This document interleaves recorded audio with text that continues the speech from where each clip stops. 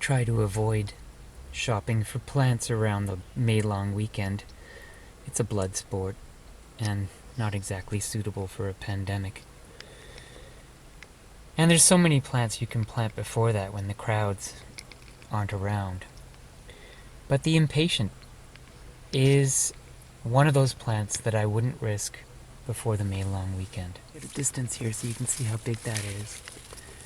And I found these today 3 for $20, which is a huge bargain.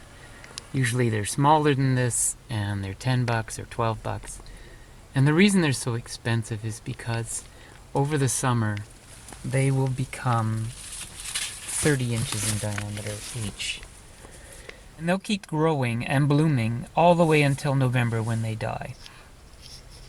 So today when I found these, I went a bit crazy and stuffed the car. And in the back seat, it's just chock-a-block. Well, I placed one of the Sun-Patiens in this Vietnamese pot, mixed together with some fuchsia. Hopefully the two will grow together nicely over the summer. But the lion's share of that carload